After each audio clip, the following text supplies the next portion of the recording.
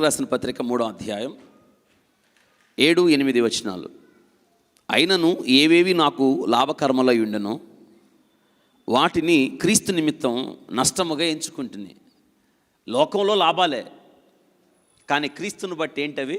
నష్టాలు. మనం వేటిని వెతుకుతాం చెప్పండి? లోకంలో ఏవేవి లాభాలుగా ఉన్నాయో వాటిని వెతుకుతాం, అక్కడికి వెళ్తాం, వాటిని కలిగి ఉండడానికి ప్రయత్నం చేస్తాం కదా.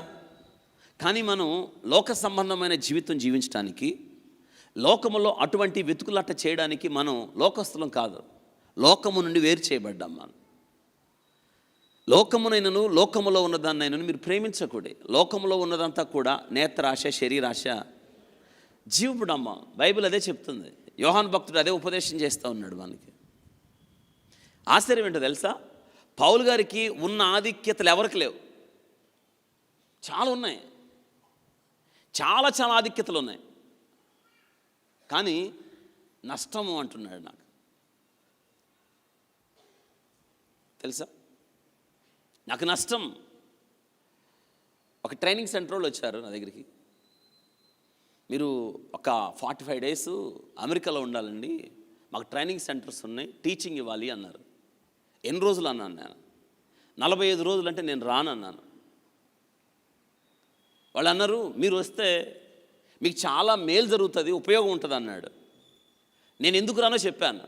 ఒకటి, దాదాపు 45 రోజులు అంటే ప్రయాణంతో కలిపి 50 రోజులు. ఇన్ని వారాలు సంఘం లేకపోతే నాకు కష్టం. సంఘానికి ఉండాలి నేను. శనివారం సాయంత్రానికన్నా చీరాలు చేరాలి. దేవుడు అప్పగించిన సంఘం ఉంది, బాధ్యత ఉంది. సంఘానికి దూరంగా కష్టం, రాలేను.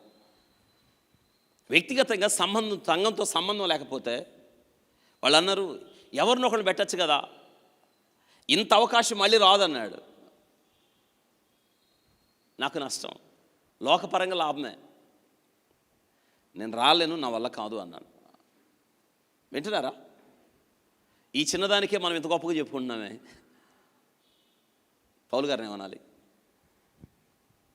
హై ఇంటలెక్చువల్ ఆయన, great philosopher, good debater, public speaker. ఆయన అంటున్నాడు, ఏవేవి లాభకర్మలో క్రీస్తుని బట్టి నష్టంగా. ఆ దినాల్లో ప్రపంచంలో రోమా పౌరసత్వం ఎవరికెవరో, కానీ పౌలు గారికి ఏంటి? రోమా అంటే ఈ కుటుంబానికి రోమా పౌరసత్వం కూడా ఉందన్నమాట. అంటే వాళ్ళ కుటుంబం అంత ఉన్నతమైంది. పౌలు గారు అనర్గళంగా మాట్లాడతాడు గ్రీకు భాష కూడా. గ్రీకు మాట్లాడుతుంటే అక్కడ ఉన్న శతాధిపతులు, సహస్రాధిపతులు ఆశ్చర్యపోయారు. హే, నీ గ్రీకు భాష కూడా తెలుసా? అవును. ఘనత వహించిన ఫేస్తు రాజా, ఆయనతో దేవుడు తనకు కలిగిన దర్శనాల గురించి చెప్తుంటే అంటున్నాడు, హే, పౌలు అనేవాడికి అత్య విద్య వలన పిచ్చి. ఎంత చదివాడు అసలు పౌలు గారు! ఎంత ఆధిక్యత, ఎంత ఎడ్యుకేషన్ చెప్పండి. కానీ వాటన్నిటినీ నష్టంగా ఎంచుకున్నాడు.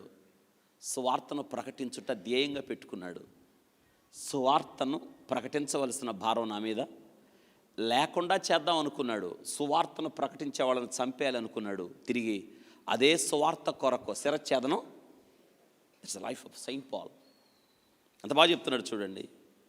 నిశ్చయముగా నా ప్రభువైన యేసు క్రీస్తును గురించిన అతి శ్రేష్టమైన జ్ఞానం నిమిత్తం సమస్తమును నష్టముగా.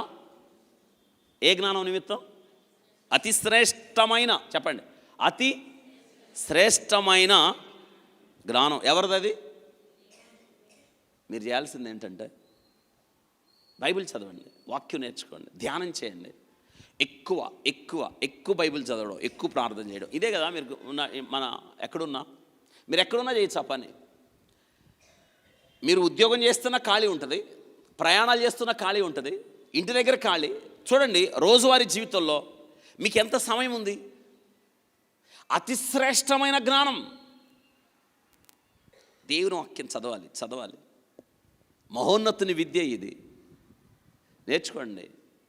మీరు ఎప్పుడైతే దేవుని వాక్యం ద్వారా వెలిగించబడతారో మీ కుటుంబాలు అద్భుతంగా మార్చబడతాయి. పౌలు గారు ఈ దినాన ప్రపంచాన్ని వెలిగించాడు. 14 పత్రికలు రాశాడు. యేసు క్రీస్తు తర్వాత అంతగా కొనియాడబడే వ్యక్తి ఎవరు? పౌలు గారు. కానీ అంటున్నాడు, నేను పాపులలో ప్రధానుణ్ణి అన్నాడు. ఏంటంటే పాపుల్లో ఏమన్నా గొప్ప చెప్పుకున్నాడా? అపోస్తులుగా ఉండడానికి నేను యోగ్యుని కాదు, నేను ఏమై ఉన్నానో అది ఆయన కృపను బట్టి అయి ఉన్నాను అని. కాబట్టి లోకంలో మనకి లాభాలు కాదు, క్రీస్తుని బట్టి నష్టాలు అవి. మోషే గారు ఇదే మాట చెప్తున్నాడు, ఎంత చక్కని సాక్ష్యం. ఐగుప్తు ధనము కంటే క్రీస్తు విషయమైన నింద గొప్ప భాగ్యం అని ఎంచుకొని అల్పకాల సుఖభోగమును అనుభవించుట కంటే దేవుని ప్రజలతో శ్రమ అనుభవించుట మేలని ఫరో కుమార్తె యొక్క కుమారుని అనిపించుకోవడానికి అతడు ఇష్టపడలేదు. మన జీవితాలు అలా ఉండాలి. లోకంలో లాభాలు, క్రీస్తు కొరకు మనకవి నష్టాలు. కాబట్టి మీరు కూడా క్రీస్తు యేసుకు కలిగిన మనసు, పౌలు గారు చెప్తున్నాడు, మీరు కలిగి ఉండండి. నేను క్రీస్తును పోలి నడిచిన ప్రకారం మీరు నన్ను పోలి మనం క్రీస్తును పోలి నడుద్దాం.